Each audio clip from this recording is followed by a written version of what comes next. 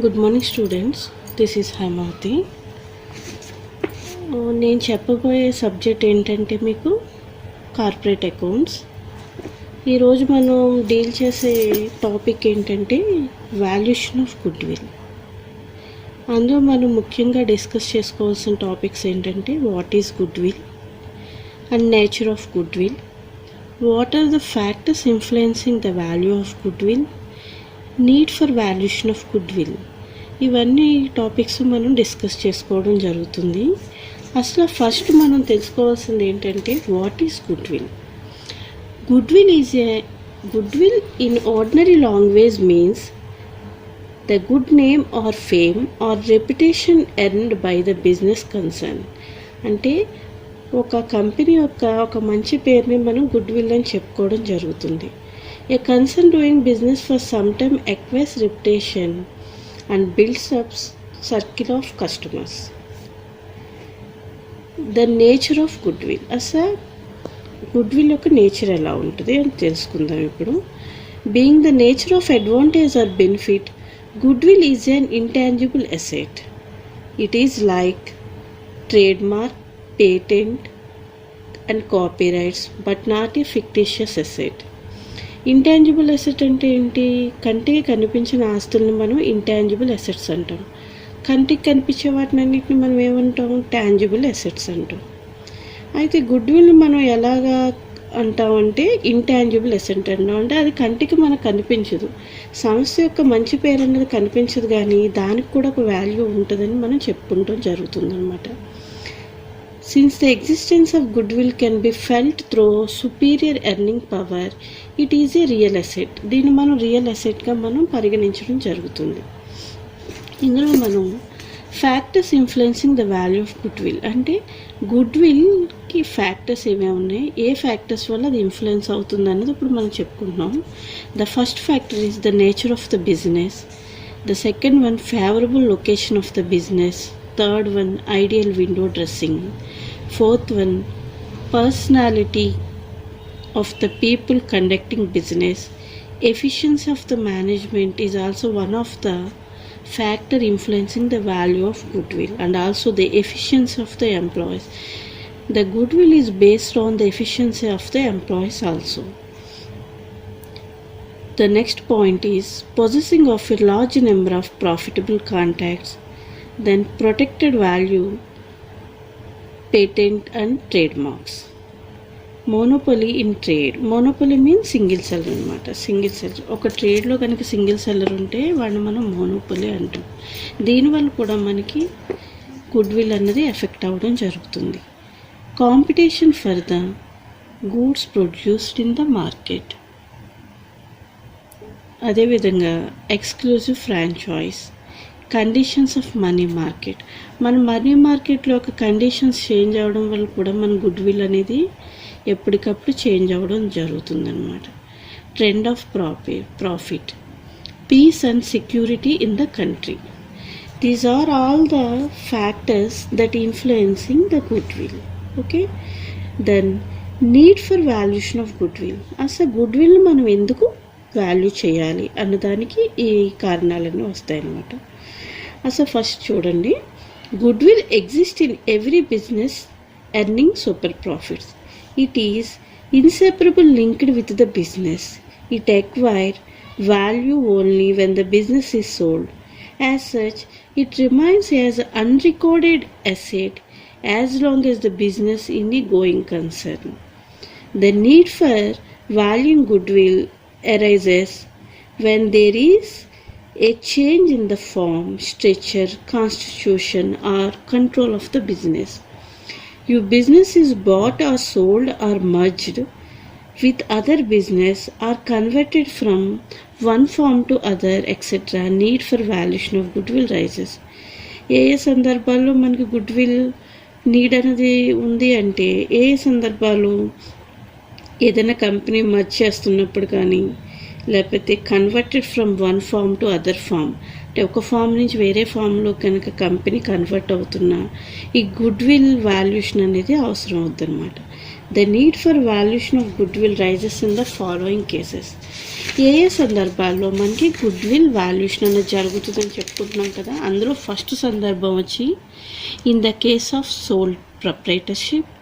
The second situation is in the case of partnership, in case of a company. In the case of sole trader చూసుకుంటే మనం ఏ సందర్భాల్లో good will calculate చేస్తామని చూడండి. First one ఏంటంటే at the time of sale of business sale చేస్తున్న సందర్భంలో గుడ్ విల్ని మనం క్యాలిక్యులేట్ చేయడం అని జరుగుతుంది. Then at the time of death of a partner, ఒక పార్ట్నర్ కనుక చనిపోతే ఆ టైంలో కూడా మనం గుడ్ విల్ క్యాలిక్యులేషన్ అనేది జరుపుతాం అనమాట. At the time of admitting a new partner as a partner. Okay, in the case of sole ట్రేడర్లో ఈ సందర్భాలన్నింటిలో కూడా మనకి గుడ్ విల్ క్యాలిక్యులేట్ చేయడం జరుగుతుంది. ఏ సందర్భాలని చెప్పుకున్నాం? At the time of sale of A business, at the time of death of a partner, at the time of admitting A person as a partner if it is converted in to business. And the last need వచ్చి మనకి for determining tax determination చేస్తున్నప్పుడు కూడా మనం ఏం చేయాలి? Good will calculate చేయడం జరుగుతుంది. ఈ సందర్భాలన్నీ కూడా in the case of sole proprietorship. Then మనం డిస్కస్ చేసుకోవాల్సింది in the case of partnership firm. Partnership ఫర్మ్లో ఏ సందర్భాల్లో గుడ్ విల్ క్యాలిక్యులేషన్ అన్నది మనం చేస్తామంటే ఫస్ట్ వచ్చి change in profit sharing ratio. పార్ట్నర్షిప్లో కనుక ప్రాఫిట్ షేరింగ్ రేషియో చేంజ్ అవుతే ఆ టైంలో మనం గుడ్ విల్ని క్యాలిక్యులేట్ చేయడం, వాల్యూ చేయడం అనేది జరుగుతుంది అనమాట. నెక్స్ట్ వన్ వచ్చి admission of a new partner admit అవుతున్నప్పుడు కూడా మనం గుడ్ విల్ వాల్యుయేషన్ అనేది జరగడం జరుగుతుంది అనమాట. The third one is retirement of a partner. First ఏమనుకున్నాం? న్యూ ప్రాఫిట్ షేరింగ్ ఎప్పుడైతే వస్తుందో ఆ టైంలో కూడా మనం వాల్యుయేషన్ ఆఫ్ గుడ్ విల్ అనేది జరుగుతుంది అని చెప్పుకున్నాం. అదేవిధంగా admission of a new partner, ఒక పార్ట్నర్ని అడ్మిట్ చేసేటప్పుడు, అంటే కొత్తగా ఒక పార్ట్నరు మన కంపెనీలోకి ఎంటర్ అవుతున్నాడు అనుకోండి, మన ఫర్మ్లోకి, అప్పుడు కూడా మనం ఏం చేస్తాం? గుడ్ విల్ వాల్యుయేషన్ ముందుగానే చేయడం జరుగుతుంది. అదేవిధంగా ఉన్న పార్ట్నర్ కనుక రిటైర్ అయిపోతున్నాడు అనుకోండి, ఆ టైంలో కూడా మనం గుడ్ విల్ వాల్యుయేషన్ చేస్తాం. Then death of a partner. ఒక్కొక్క సందర్భంలో అనుకోకుండా ఏంటంటే ఒక పార్ట్నర్ మరణించడం అనేది జరుగుతుంది. ఆ టైంలో కూడా మనం ఏం చేయాలి? గుడ్ విల్ వాల్యుయేషన్ అనేది చేయడం జరుగుతుంది. Next amalgamation of two partnership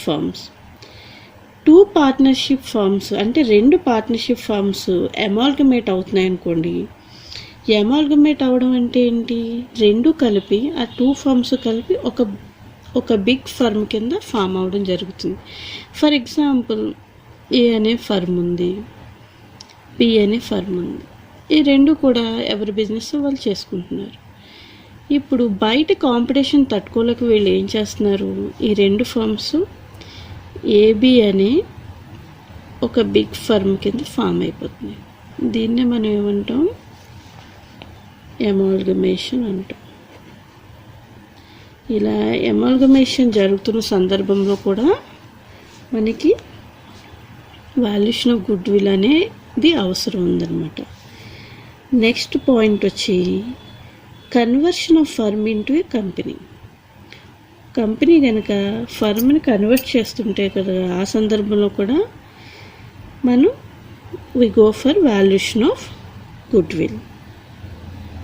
next వచ్చి where the value of good will is brought into accounts. మనం అకౌంట్స్లోకి ఎప్పుడైతే గుడ్ విల్ని చేర్చుతామో ఆ టైంలో కూడా మనం వాల్యుయేషన్ అనేది జరగడం జరుగుతుంది అనమాట.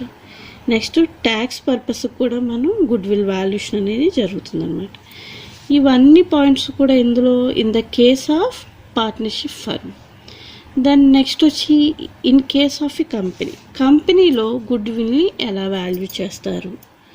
ఫస్ట్ పాయింట్ వచ్చి amalgamation of a company, absorption of a company. Absorption అంటే ఇది కూడా మీరు తెలుసుకోవాలి. అసలు వాట్ ఈజ్ అబ్జార్ప్షన్ అన్నది మీకు తెలియాలంటే మీరు ఎగ్జాంపుల్ ఏం పెద్దగా కష్టపడక్కర్లేదు. మనకి ఒకప్పుడు ప్రజారాజ్యం అనే పార్టీ ఉండేది.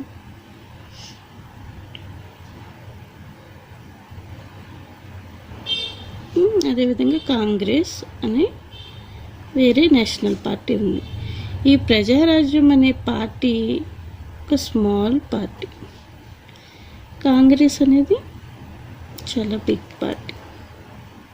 ఓకేనా. ఇప్పుడు అబ్జార్ప్షన్ అంటే ఏంటంటే ప్రజారాజ్యం కాంగ్రెస్లో విలీనం అయిపోవడాన్ని మనం అబ్జార్ప్షన్ అంటాం. అంటే ఏంటి, ఇప్పుడు ఈ ప్రజారాజ్యం అనే పార్టీ ఏమవుతుంది, కాంగ్రెస్లో విలీనం అంటే కలిసిపోతుంది. కలిసిపోతుంది అంటే ఏంటి,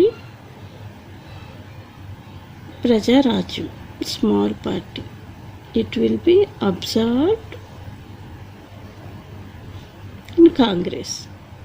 ఇప్పుడు దాని విడిగా మనకేం ఐడెంటిటీ కనిపించదు, కానీ అందులో కలిసిపోయి ఉంటుంది. దీన్నే మనం అబ్జార్ప్షన్ అంటాం. అబ్జార్ప్షన్కి అమాల్గమేషన్కి డిఫరెన్స్ అర్థమవుతుంది కదా. అమాల్గమేషన్ అంటే 2 స్మాల్ కంపెనీస్ ఒక కంపెనీ కింద ఫామ్ అవుతే అమాల్గమేషన్ అంటాం. అబ్జార్ప్షన్ అంటే ఏదైనా ఒక స్మాల్ ఫర్ము పెద్ద ఫర్మ్లో కలిసిపోతుంది, అబ్జర్వ్ అయిపోతే మనం ఏమంటుందని అబ్జార్ప్షన్ అంటాం. ఇటువంటి టైంలో కూడా మనకి ఏమవుతుంది, గుడ్ విల్ వాల్యుయేషన్ అనేది జరుగుతుంది అనమాట.